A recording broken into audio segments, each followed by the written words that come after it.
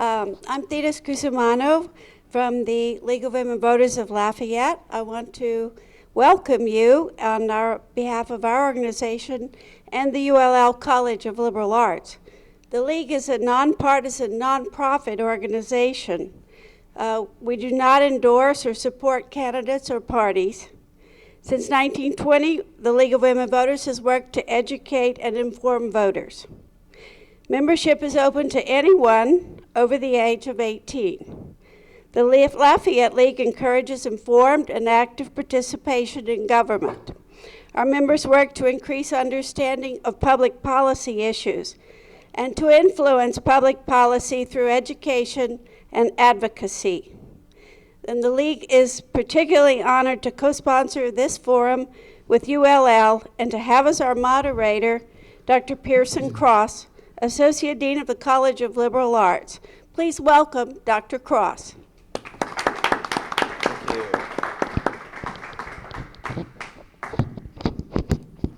Thank you so much. Can you hear me? Great, okay. I'm going to be talking about that phenomenon in just a second. Good evening. Welcome to the Candidate Forum at UL Lafayette. Tonight we're offering the public a glimpse of the candidates for Lafayette City Parish Council District 6. We are delighted to have 3 of the 4 candidates here for tonight's forum: Alicia Chasson, Bruce Conk, and C.V. Zeller.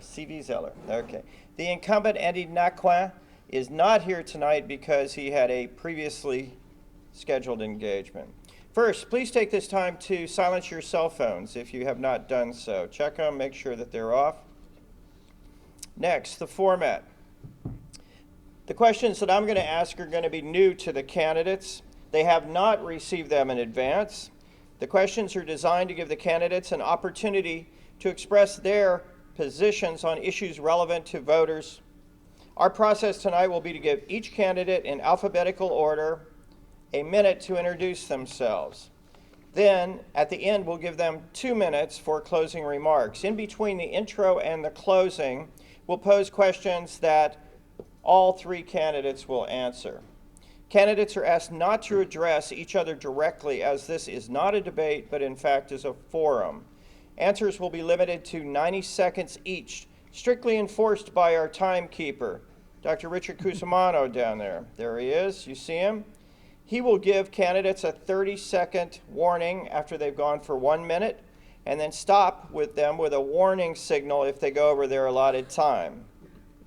Now let's hear from our candidates. Please introduce yourselves, and we're going to start with Alicia Chasson.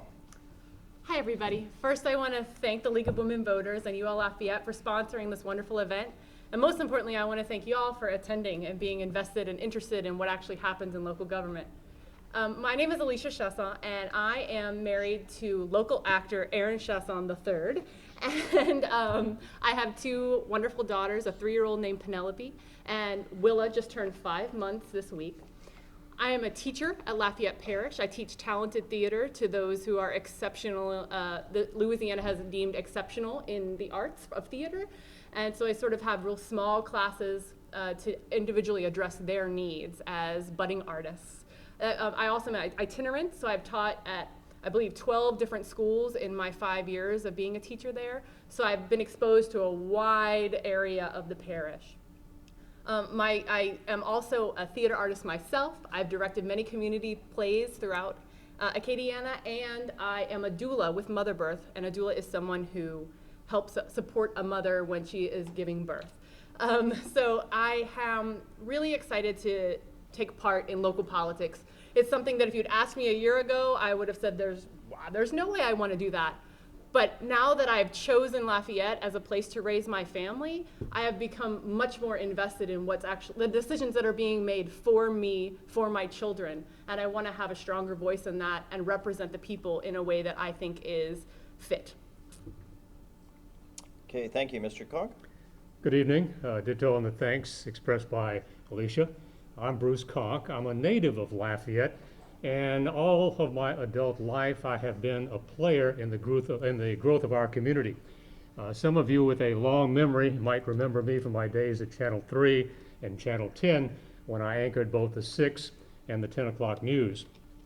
Subsequent to that, I was a small business owner and an operator, and during the process of my involvement in the community, I built a strong network of community and business leaders.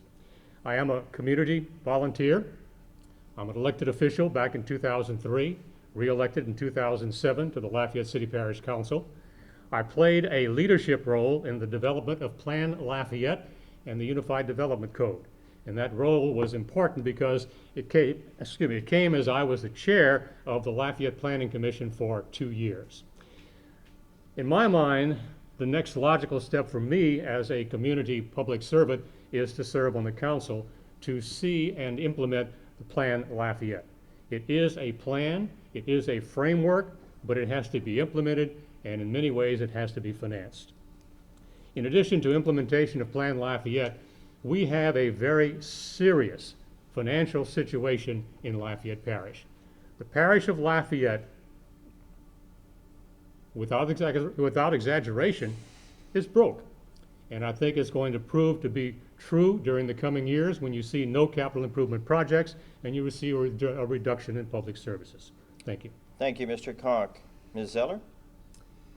My name is Stevie Zeller, and I have a background in both media and the oil field. I have made a career of working with local businesses and informing the public of issues that directly affect them. A lot of people know me from 008 magazine, of which I was with for over a decade. I also currently am the editor of Covenant Spotlight magazine, which extends ourselves to the local churches and nonprofits in our area to give them a voice within the community. And I am also currently the editor of 337 magazine, which focuses on localism, again, giving local businesses a voice in our community, as well as bringing forth issues that directly affect the public and making sure that people are really informed. And I think that's what people can expect from me is transparency, fresh perspective, and someone who is really passionate. I'm a homeowner. I also have 2 small children, and that's a lot of motivation to make sure that we are creating a strong community that is fiscally responsible and has longevity. So thank you so much. Thank you. Now that the candidates have introduced themselves, I'll be asking questions. These questions were prepared not by me, but by a panel. I'll ask the first person will answer, and then we'll go in a particular order that's predetermined. We're going to start with Bruce Conk on this first question. Mr. Conk, have you been knocking on doors in your district? What are some of the recurring concerns you are hearing from citizens that you would like to address if you're elected? Yes, I have been knocking on doors. I began my walking campaign on July 6th, 2 days after the traditional kickoff of political campaigns. I have now covered at least 80% of the district. And when I say walk, I also ride my bike, which is getting a lot of attention. It gets me very speedily from location to location. What I'm hearing is that people want to see first a responsive elected official who represents District 6. They would like to address the issues of crime. They're looking for a safer neighborhood. They're looking for relief of traffic congestion. And we're also seeing a call now for self-government for the city of Lafayette. It's becoming more and more of an issue as people become more aware of what exists within consolidated government. I'm sure we'll address that a little bit later.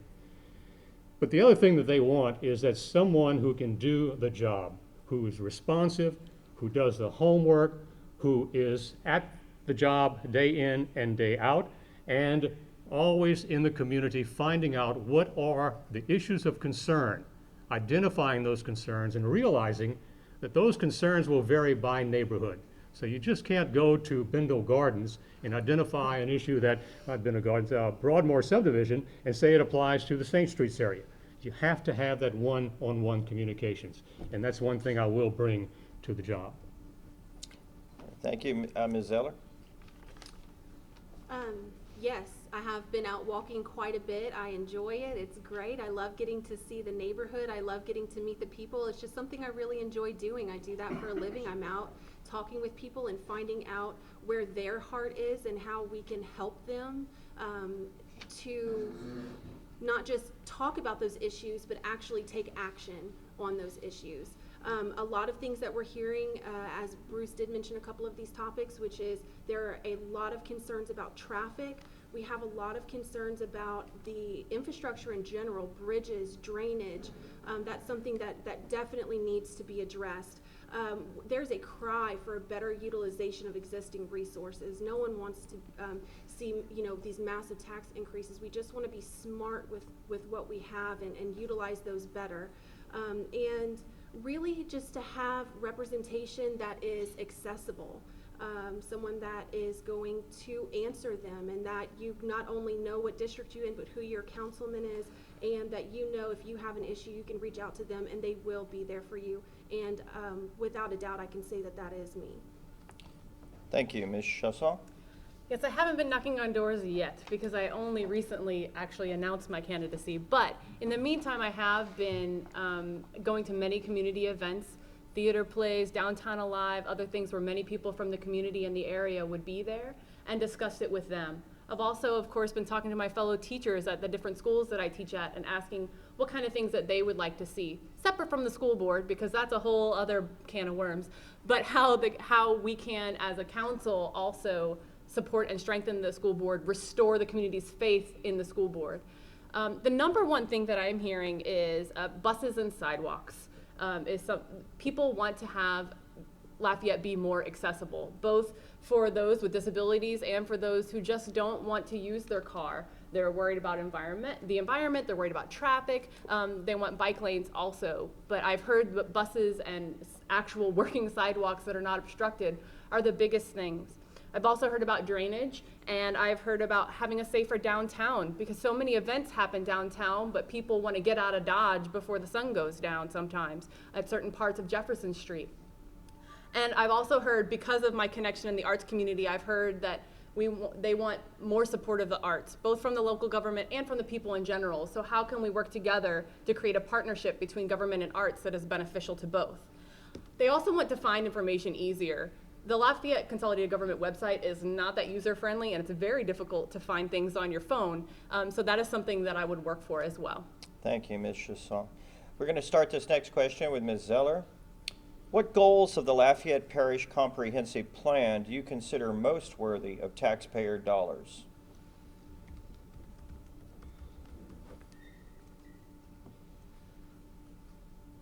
That's such a complicated question. There's so many different parts to that to say,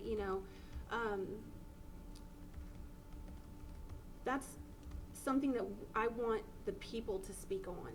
I can come here all day and say this is what is important to me personally, but the people need to have a voice, and we need to have a system in which they can come forward and say this is what we feel that we want to spend our taxpayer dollars on.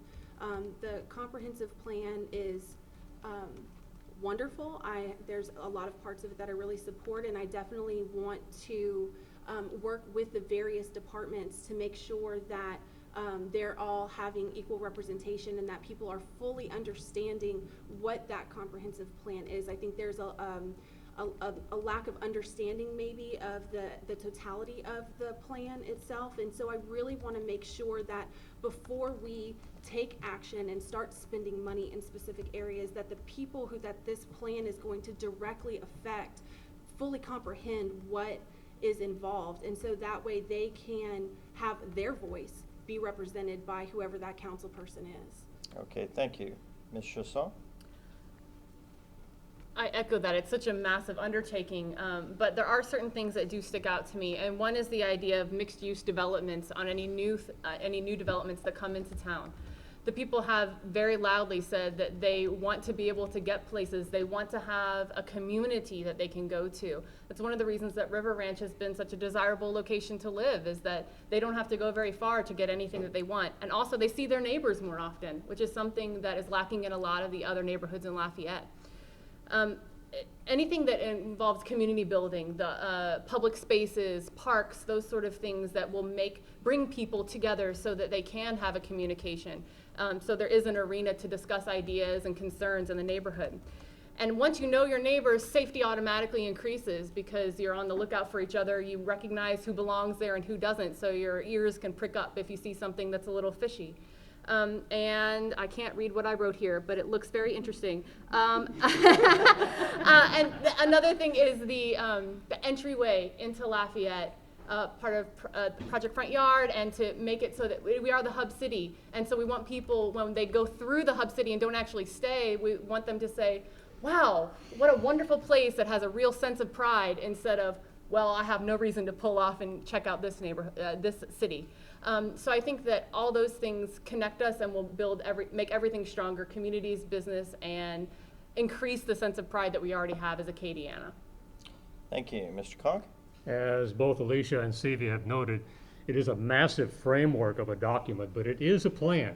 And that's what's important, is that we do have a plan. And if you break it down, there are primarily 4 components. Infrastructure is critical. It's not only meeting the needs of the future in infrastructure, but it's also identifying those concrete line coulees that you see throughout the city that are actually giving way. They need to be addressed.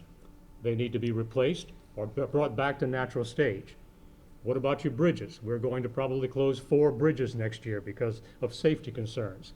We also need, you don't give it much thought, but Lafayette has underground some sewage and water lines that are over 100 years old, and they are made of clay, and they are deteriorating at a very rapid rate.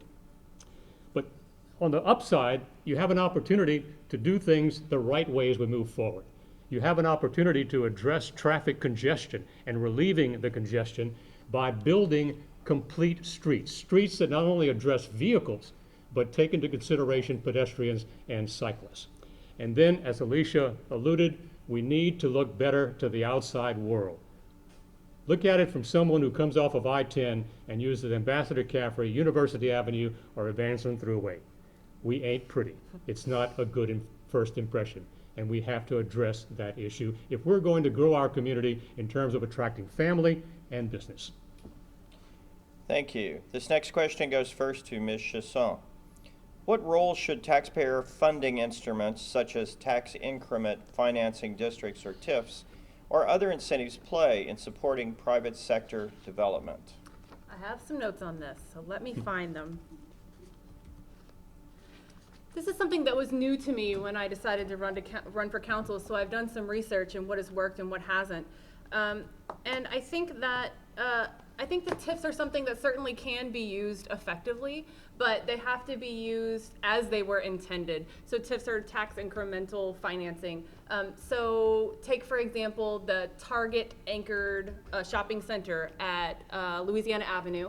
And that was a great place for TIFs because the idea behind TIFs is to take a blighted property and to redevelop it which is a place where regular developers would not go because they don't see the future and revenues there. The caution that we have to have is that the districting for those taxes for the TIF need to be fair and appropriate and relate to the residents that they will actually directly impact, not a wide array, and that they also need to be temporary. The pilot program, the payments in lieu of taxes, is something that I think can be useful as well. Just like TIFs that can be misused, I think it is important that we do payments in lieu of taxes for things that are nonprofit organizations, federal or state utilized property. But I don't think that we should extend pilot initiatives to commercial endeavors like the Costco that was proposed for Ambassador. That doesn't make sense to me to offer the same thing we would offer a nonprofit organization to a giant like Costco, because something's going to be built on Ambassador whether it's Costco or not. Thank you, Mr. Cock. I'm glad that Alicia mentioned the Louisiana Avenue I-10 TIF district. We created that district when I was on the Lafayette Council during that 2004 to 2008. And it was to bring and develop the economy in that area. But we went even further, and we did what we thought was the right thing to do to encourage economic development. Not only did we provide a TIF, we also created an economic overlay district, which is all the way from Willow Street to Pont de Mouton Road. And that's to encourage the development of high quality retail that will benefit not only the immediate community, but a lot of the shoppers come in from Acadia Parish, St. Landry Parish, and St. Martin Parish. And they're not only paying that 1 penny for the TIF, they're also paying the 2 pennies for the city of Lafayette and the other sales taxes involved. TIFs, when used properly, are beneficial. Ask Karen Crow, ask Scott, ask Broussard. We have only one. My concern with TIFs in Lafayette is we have no policy or guidelines in place. That's the first step. We got to figure out what we want to do and how we're going to do it. And then the other thing about pilots is of real concern to me, because pilots can be created by the Industrial Development Board, a group of appointed individuals. It is not subject to the authority of the Lafayette City Parish Council.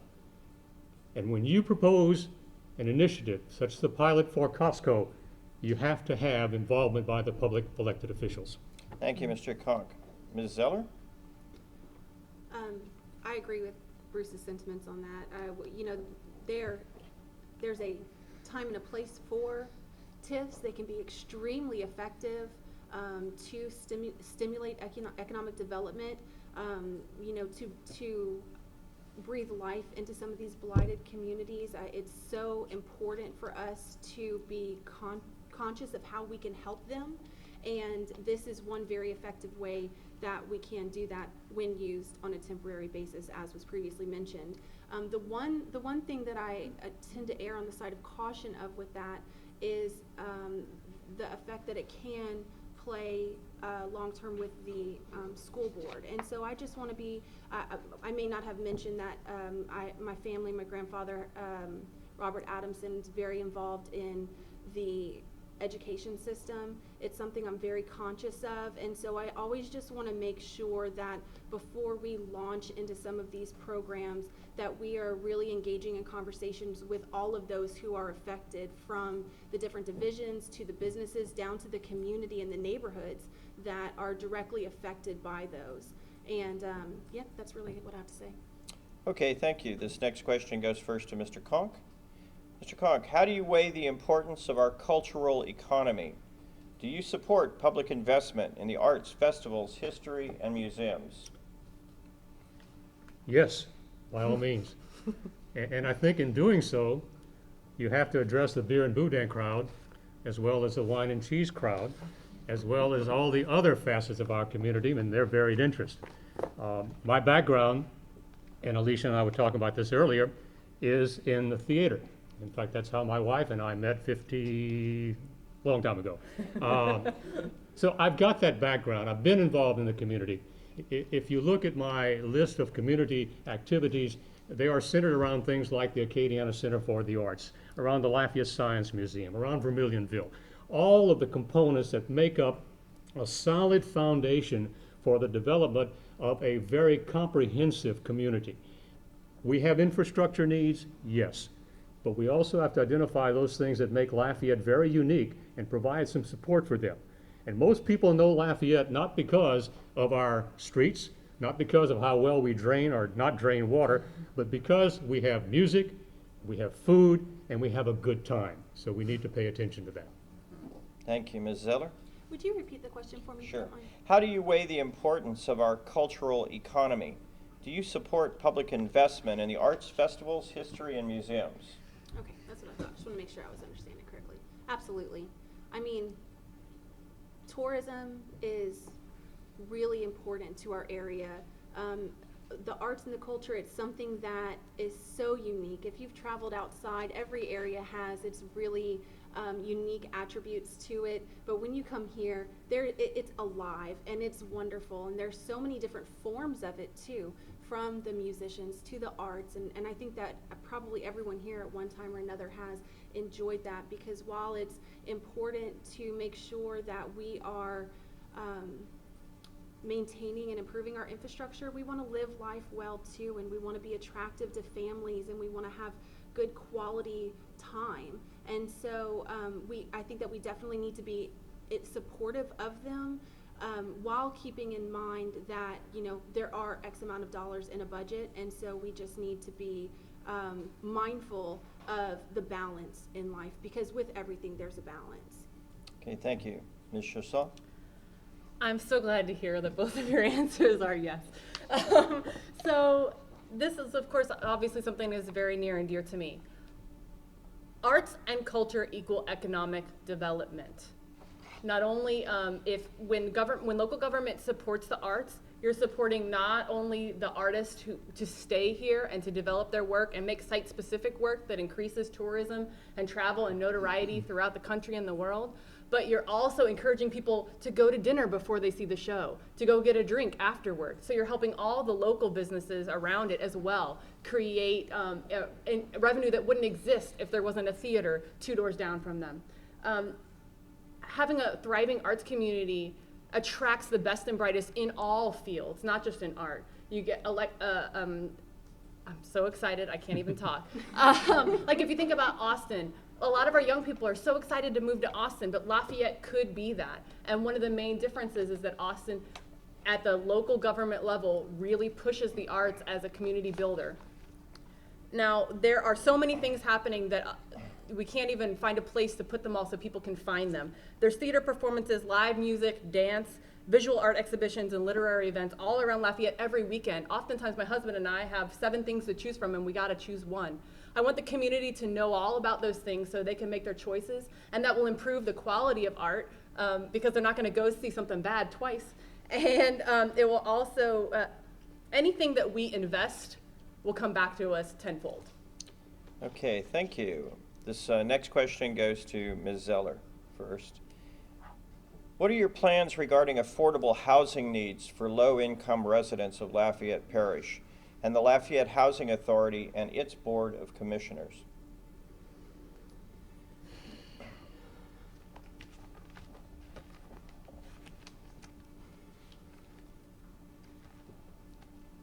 I have so many things that go through my head when you ask that question because we've been there. And so we know the needs that are there. We are mindful of their very specific needs. And it's very, very important that we support them through a number of initiatives, that we are having an open dialogue with that board, that they are having a voice within that, because I think it's very important for for us to learn from the people who are in those situations as to how we can help them better. We have certain things that are currently in place, and while they're effective, I feel like there's ways that we can maybe increase their effectiveness. And so I would really like to, I'm running out of time. Gosh, it went fast. I would really like to have more residential input from people who are actually utilizing some of these programs to find out how we can help them better, really. Okay, Sorry, thank you. Not enough time. Ms. Chasson? We also had to use the affordable housing when we first moved to Lafayette. First, we lived with my in-laws, which was lovely, but not ideal. So we started looking around to try to find something because we just had one income when we moved from New York City. And we ended up at Acadian Manor. And it was one of the things that I think is a problem with affordable housing is how isolated it can feel from the neighborhood around it. And it becomes something that is undesirable and has a stigma attached to it because it's so obvious when you are in affordable housing that that is what your situation is. So if we can find a way through tax incentives when new things are being built, if we can encourage developers to include part of whatever is being built to be set aside for affordable housing in a way that preserves dignity, in a way that is more of a hand up than a big stigma attached to it. And I think there are some ways that we could do that, and I would need to do a lot more research to know. But I'm grateful that they're here, and I was surprised when we moved from New York how expensive housing was in Lafayette. I was like, oh, it's gonna be so much cheaper. But it really isn't, because there was such a good economy when we moved here. And so having those options is really important while people are trying to get the rest of their lives together. If you have to worry about the basics, then you can't worry about anything else. Okay, thank you. Mr. Cox? We need to do everything we can to stop the development of what has the distasteful stigma of being called the project housing. And that is what we have done to a great degree in Lafayette. Those people that do residential development will do so where they can sell their property. and sell their homes. And in Lafayette Parish, that has been on the south side. And when you have developments on the south side, as we have, you also have commercial and retail development because they will follow the rooftops. But if you have never been in Lafayette Parish, or Lafayette North, I must be correct, that is the prettiest land in the parish. And yet, it is pretty much ignored. There is one development underway by Robert Daigle, the guy who did River Ranch, and that seems to be doing quite well. But other than that, there's very limited development on the north side. There's also a growing concern that because of the lack of development on the north side, the cost of land is relatively low. And that leads to large, complex development. And many of those complexes being proposed are what's called Section 8 housing. Nothing wrong with that because it accommodates lower income families and we need to do that. But it doesn't always end up in a beneficial asset for the community. Another resource we have, other than the Housing Authority, is the Lafayette Public Trust Finance Authority that provides first-time homeowners the money to invest in a home. Thank you, Mr. Conk. This next question goes to Ms. Chasson first. Ms. Chasson, what are your views on how Lafayette can continue downtown development? Should residential development be encouraged downtown, and if so, how? A lot of people that I know want to live downtown, partly because it's walkable and that's where they spend a lot of their leisure time, and partly because some of them work there or are at the university, so it's sort of a bikeable distance from there. So I think that there is a demand for residential housing downtown. I think it's a matter of improving the safety and putting things like grocery stores and other things like that downtown. Now, what do you do first? As Mr. Conk said, the businesses follow the rooftops. So how do you get that to happen? So I would say we would need to reach out to the college students who are looking to stay in town, reach out to the arts community and the business community that has strong ties downtown, and see what it would take for them to move downtown as well. Beautification is a big thing. Pulling the community together is a big thing. There's already a lot of cultural stuff, so let's utilize on that. Let's utilize that since it's already there for us. Then there's the whole thing with the I-49 corridor, and I think that's part of the reason people are scared to move downtown too, is that they don't know what's going to happen with that project, and that's a big thing that we're going to have to, the next council is going to have to address, regardless of who's on it. Because I think once that is decided and definitive, it will let people know whether they're going to move there or not. Okay, thank you, Mr. Conk. The development of the urban core, or the downtown area, was a major component of Plan Lafayette.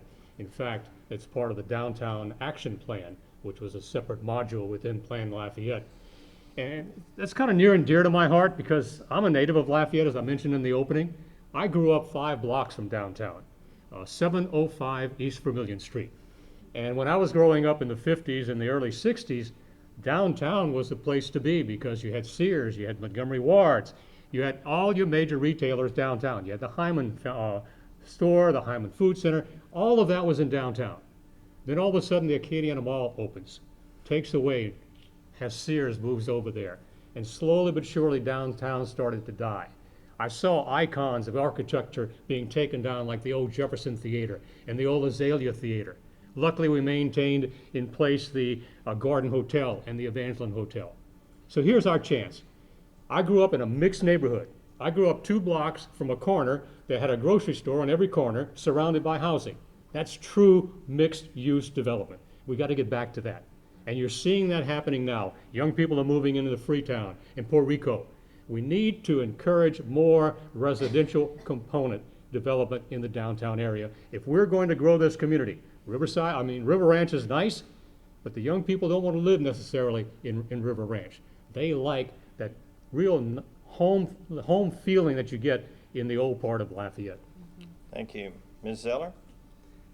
I just couldn't agree more. You know, I immediately think of, you know, everybody has kind of what they enjoy about different areas. And so there is, I work in River Ranch, and there's a definite feel to that when you're there. But there is something about, grabbing a gelato and a coffee downtown, and the people that are biking by, and it's just, it has a very different feel to it, and that is very appealing to a large group of people.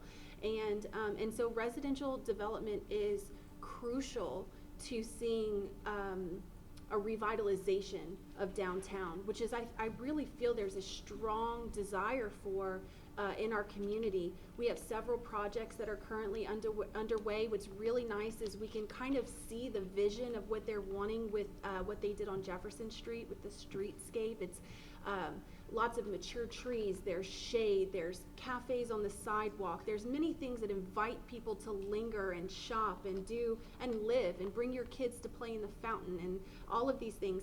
And so, by encouraging people to come and work, play, and sleep downtown, it just is a movement that will continue to grow as these other projects, such as Main Street, come to fruition. And so I'm very supportive of that. I'm excited about what it's going to bring. And with that, you'll see more businesses coming in. We already know several that are going to be moving in, and it all just works together beautifully. Thank you. Okay, this next question goes to Mr. Conk first.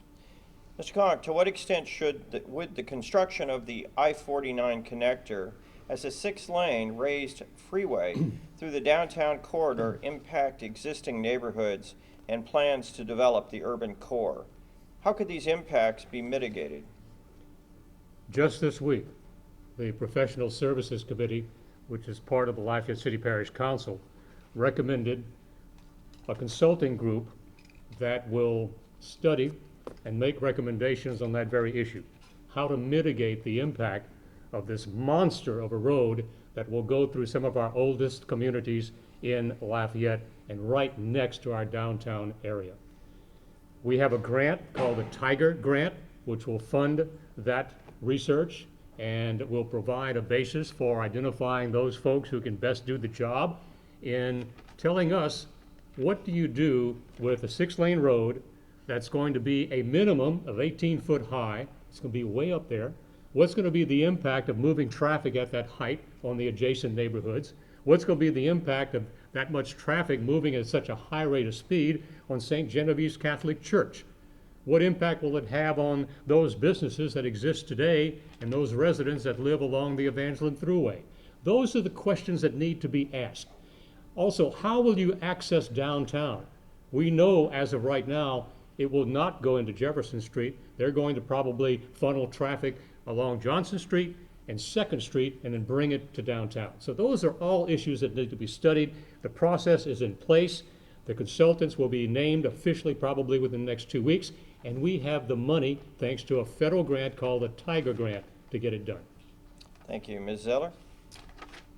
Can I ask you to read the question again? I'm sorry, I mean to keep Sure. reading. I just wanted To what extent would the construction of the I-49 connector as a 6-lane raised freeway through the downtown corridor impact existing neighborhoods and plans to develop the urban core?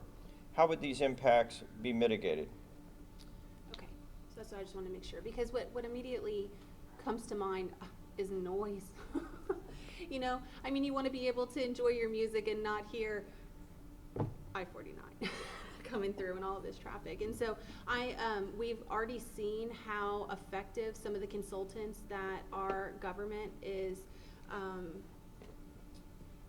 bringing in, and the research that they're doing from not just one party but several different parties. And so I'm looking forward to seeing kind of what their recommendations are, because I do know some things that I would not care to see, which are big silver walls lining the roads, which we saw they're effective, but when there's so much talk about beautification of our city, we can look, we have the advantage of being able to look at other areas that have had already experienced this growth and learn from their mistakes. And so I want to, I don't want to say I want to, we already are reaching out to other areas who have similar issues that we're looking at. We have these consultants that we're bringing in. We're getting a lot of feedback, and that's one of those things that we just have to take one step at a time. I don't think there's a clear-cut one solid answer to a very complicated issue. But I do know that it's important, and I do know, which I'm getting my time again, that there's some construction of other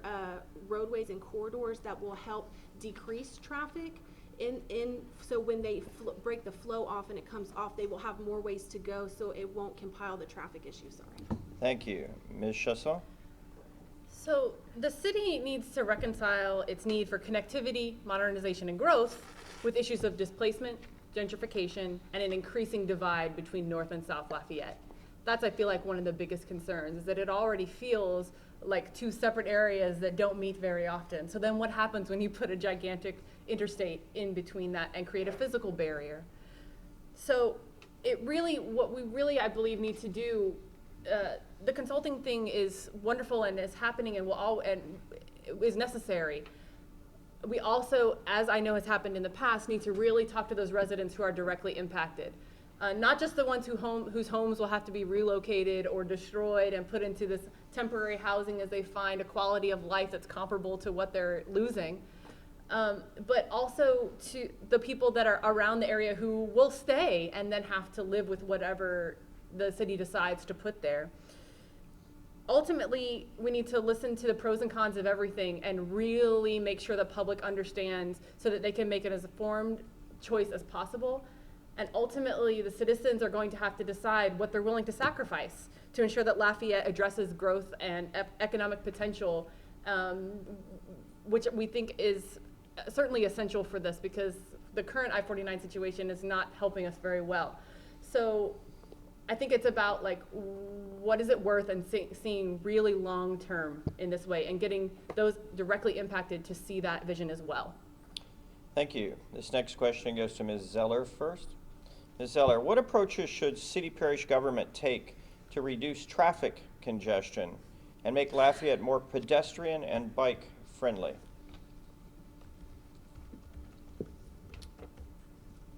I would like to add to that, disability friendly, because I have a mother who's disabled.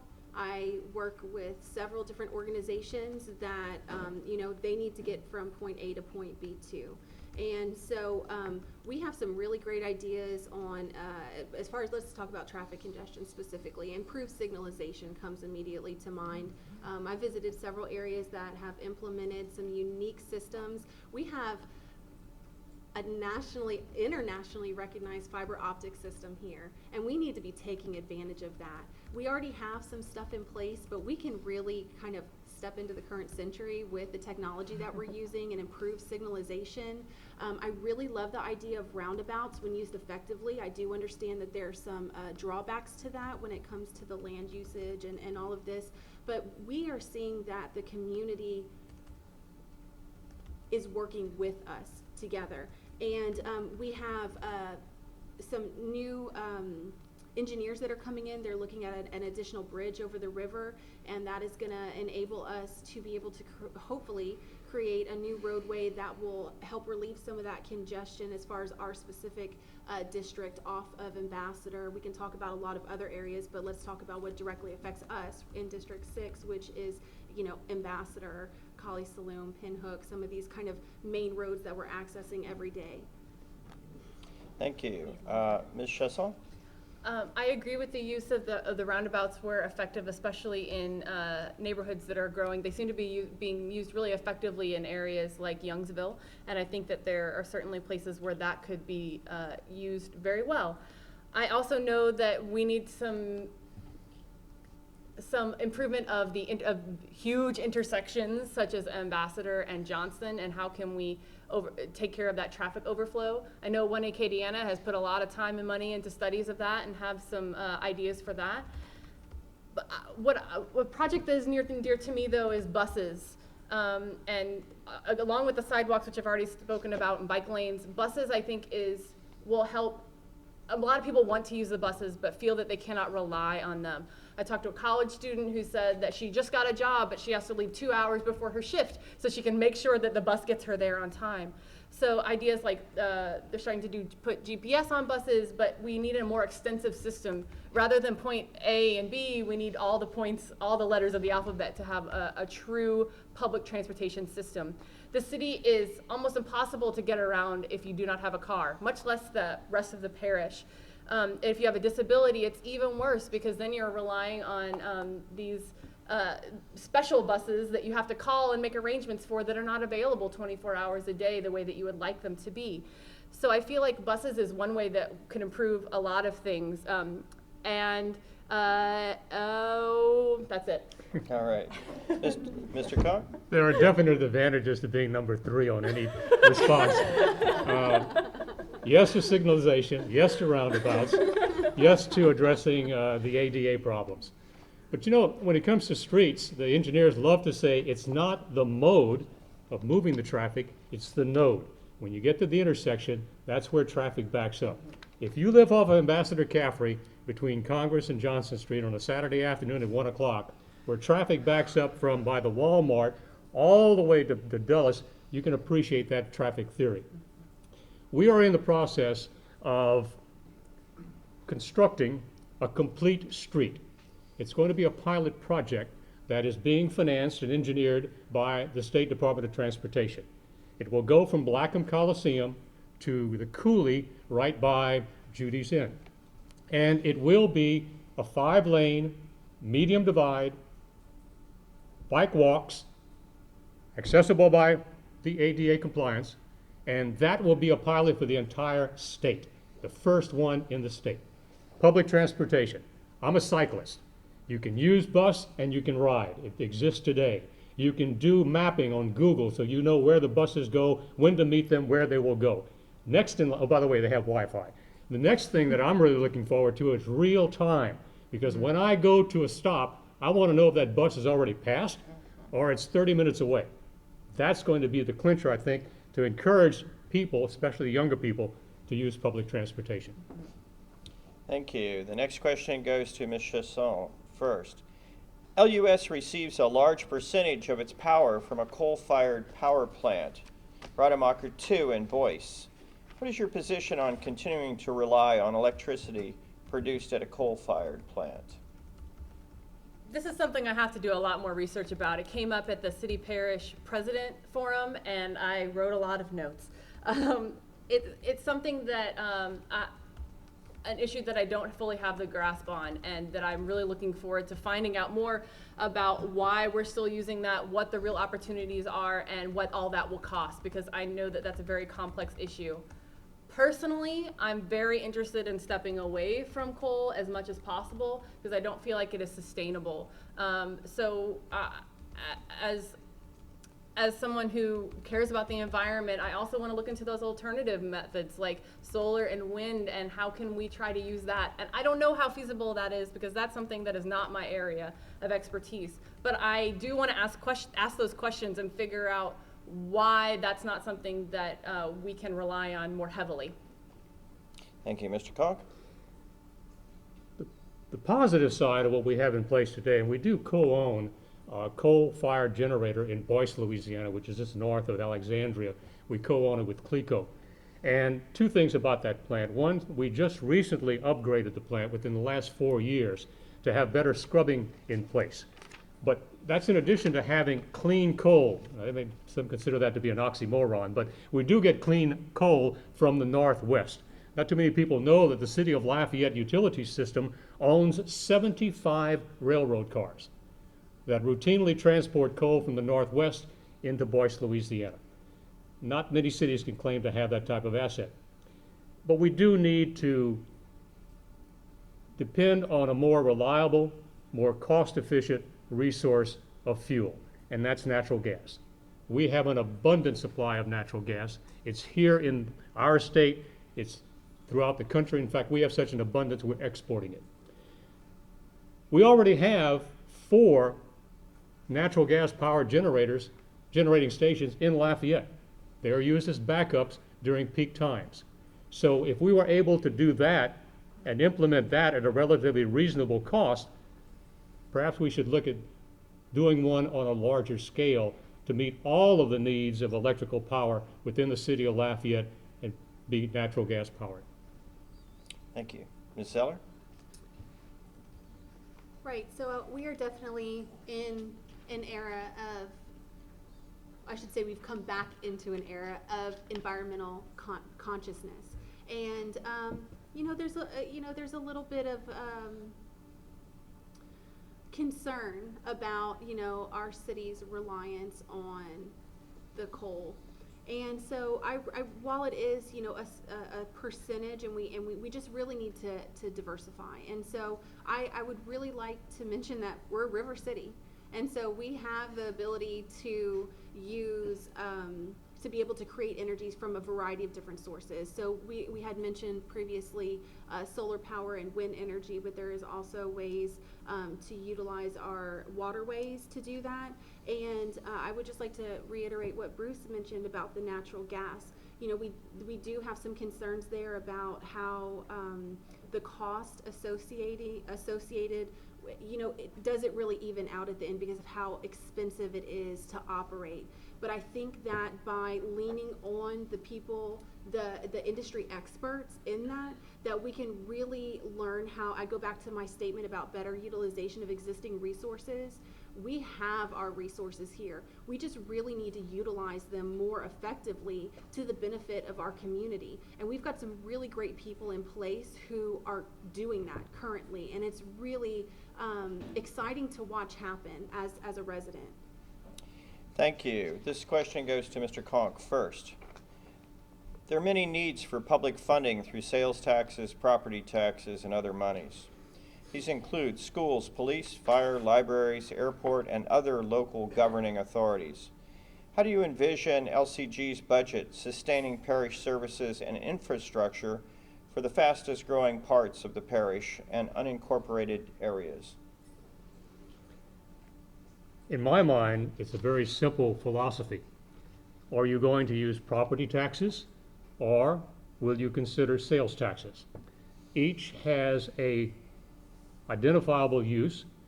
In my mind, if you're going to build a new school, if you're going to look at a new Lafayette Parish courthouse, that is better financed with the use of a property tax. Of course, all taxes are subject to a vote of the people. But if we're going to build a new road, if we're going to build a new bridge, those are infrastructures that will be utilized by folks who not only live outside the city of Lafayette, but outside the parish of Lafayette. If you look at our numbers, almost 40% of the sales tax dollars in Lafayette Parish are generated by folks from outside the parish. So they are using our roads, they are using our bridges, and it seems only fair that we should give consideration to them taking a part in paying for that for those capital improvement projects. Taxes are not anything we want to talk about.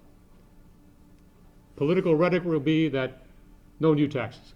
But if you're going to have infrastructure improvements, you're going to need revenues. And while you can scrub the budget and find $100,000 here, $200,000 there, we're talking needs totaling almost $20 million. Folks, I don't see any way we can accomplish that without reviewing potential new revenue streams and presenting them for consideration by the voters. Ms. Zeller? I think it's really important for people to see how I'm trying to pick my wording, how who is putting what into the pot, right? Mm-hmm. And so it's very important that there's a sense of fairness about, who is kind of footing these bills. We need to really take a look at that. We've talked a little bit tonight about mixed use development, and I think that for those of you who have been following kind of what some of these consultants have been recommending to the government, which is, we've been able to kind of develop a model to see the effect that these mixed uses are having as far as generating property and sales taxes in a specific area. And so I really would encourage the continued mixed use development because of the benefit that we, from a government perspective, the revenue that we're able to generate in a smaller area is we're able to use those in our infrastructure needs. Thank you. This next question comes to Ms. Oh, I'm sorry, Ms. Chasson. Go Thank ahead. you. Not that I really want to answer this, Go but ahead. that's only fair. I was trying to get you off the hook. So this is one of the big issues of having a city parish government, is who pays for what and then who gets a say in what. So it's something that is certainly on the minds of those who have been paying attention, and it's something that is worth exploring. Ultimately, the voters are going to have to decide what services are worth their tax money. And that's really what it comes down to, because we can propose whatever we want, but it's up to you guys to decide what your priorities are, and is it worth it for you to get that pothole fixed? You know, and the LCG tries very hard to make taxes temporary and small so that you don't feel that much of the burn. And there's also an interesting opportunity that came before the council a few meetings ago about adjudicated property, which is something of a potential new revenue stream that might help at least with part of the budget shortfalls for all the things that we need to have happen. So there are other ways besides just taxing, but ultimately there will have to be a commitment from the citizens of Lafayette. Thank you. Thank you. This question would go to Ms. Zeller, finally. And this would be the last question before we go to our final statements. Some municipalities assess user fees for home builders and subdivisions. What is your position on user fees to pay for extending public utilities such as water, sewage, drainage, and roads into new subdivisions?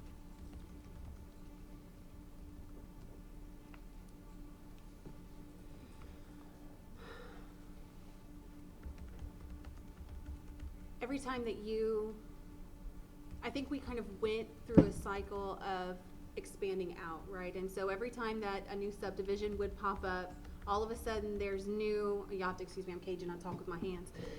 There's a new sewer that needs to go into place. There's a new road that needs to be paved. All of a sudden, you know, little things like sidewalks need to go in to have that accessibility that pretty much every neighborhood needs. And so, you know, we're seeing in the municipalities that in some instances those user fees on the public utilities can be effective.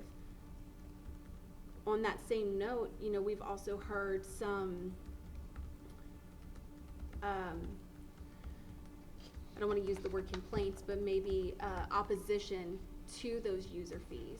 And so I think it's really important for us to take a look at both sides of that issue and make sure that pretty much that everyone is being heard, but that at the same time it goes back to kind of that fairness principle, you know, that you need these services, but who's going to foot the bill for it? And should it always be the residents of Lafayette, or, you know, should we as residents of Lafayette be helping Youngsville? We want to be neighborly and everyone be helping each other to. Thank you. Ms. Chasson? As Ms. Zeller said, somebody has to pay for those things, and they're essential for the connectivity and for utilities. And whether it's through user fees or the increased cost of the home when you actually purchase it, and that could help reimburse the developers in some way, or whether there's some sort of tax boost or incentive is something that I suppose would need to be done on a case-by-case basis. I can't imagine a scenario where we could make a blanket statement and say what works for this development or subdivision is going to work for everything. But then that also becomes an issue of fairness and how do we decide those things. So that's something that I feel like we probably have to do some more asking around, and what do the needs of the prospective homeowners versus the needs of the developers in the city. It's a complicated issue that has a lot of opportunity to be misused. Okay, thank you. Mr. Conk? Those of you who follow the news recently read about another consulting group studying what is the return on investment for our infrastructure. that we are putting into place.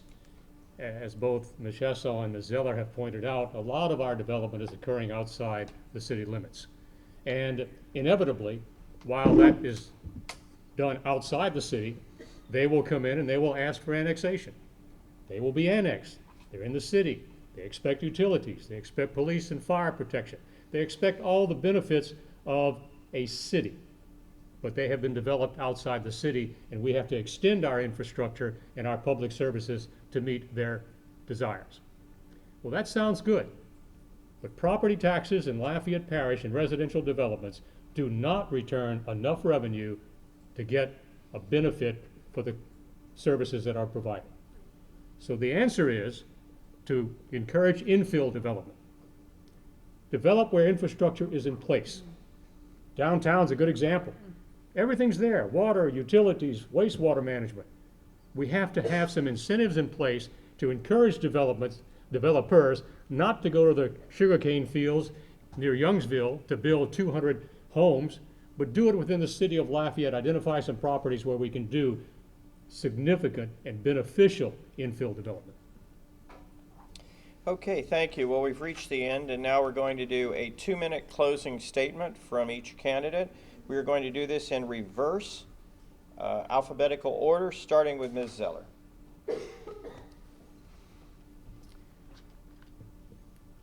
In closing, I would just like for you guys to contact me. Let me know, what is it, do you have further questions? What is it that we can do to bring your issues to the forefront? What can you expect from me? You can expect me to be accessible. You can expect attention to infrastructure needs, roads. I mean, these potholes are, it's just, you know, roads literally turning to gravel. We have got to set priorities. I am fair-minded. I'm Christian. I'm always humble and grounded. I have a very good, strong village support system that I am very grateful that I can lean on.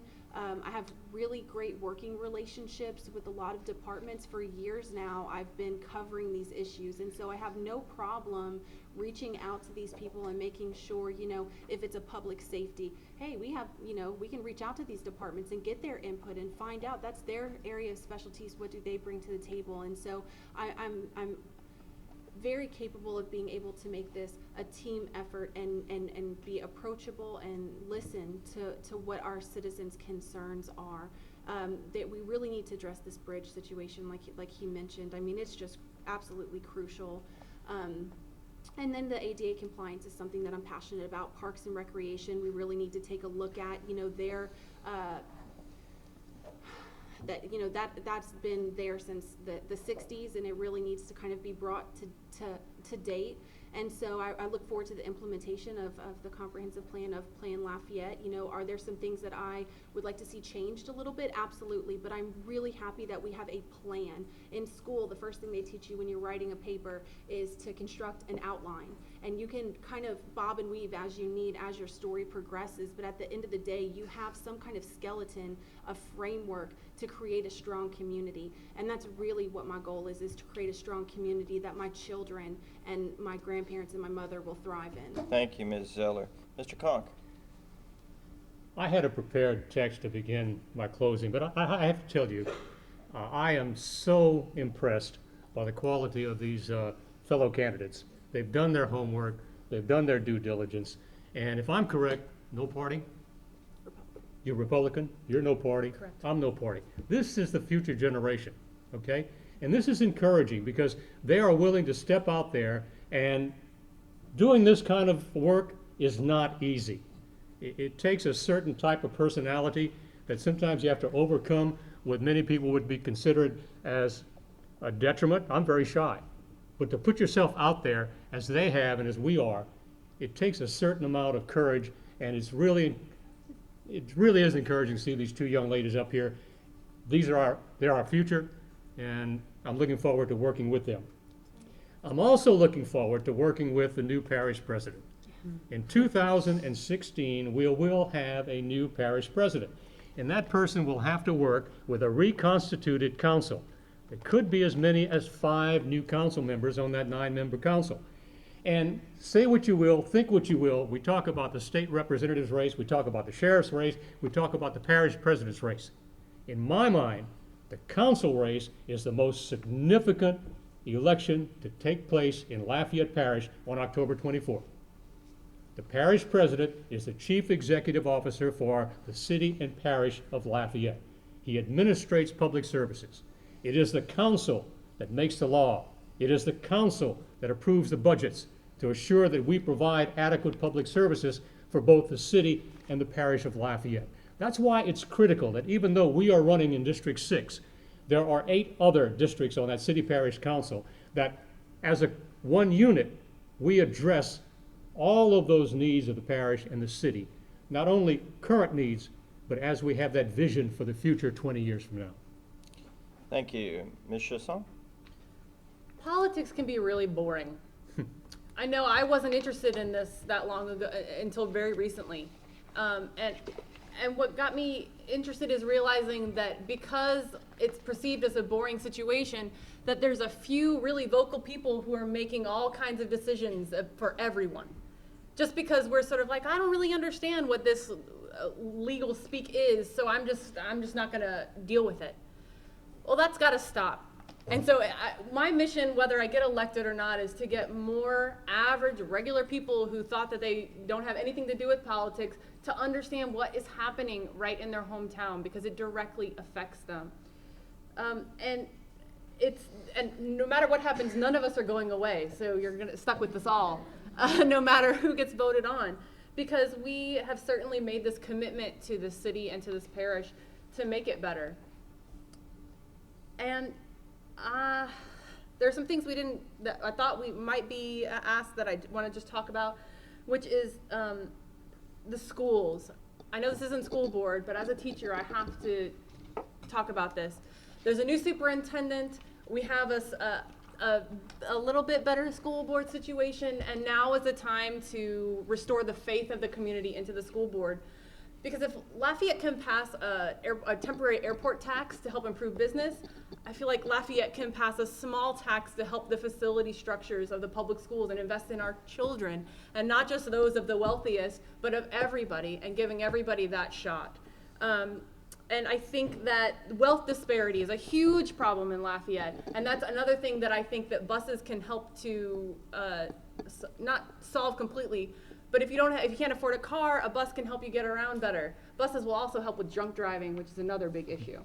I know I'm talking about being an artist and a teacher, but I do have management experience. I don't want you to be scared away from that. Check my website. Thank you, candidates, and good luck with your campaigns. We hope you, the people who've attended tonight, we thank you, and we hope you can make a more informed decision about which candidate you'd be likely or like to support in the City Parish Council District 6 race. Early voting begins on Saturday, October 10th, and it runs through Saturday, October 17th. Election day is October 24th. We would remind you to please verify your polling place, as some of those have recently changed. We'd like to remind you that we have 2 other forums occurring right here in this room next week. Monday night we have City Council Race District 2 going to be here, and on Wednesday night we have City Council Race, the candidates from District 3. So we encourage you to come and educate yourself about those races as well. Please spread the word, if you would, about those upcoming forums. We'd like to thank our timekeeper, Dr. Richard Cusimano. We would like to thank the candidates. We'd like to thank the League of Women Voters, their Voter Services Committee, the UL Lafayette College of Liberal Arts, and AOC Community, who is being very gracious, and we're using their sound system, and they will have this up, I think, in a few days, so you'll be able to see it. And that concludes our forum tonight. Thank you very much. Thank you.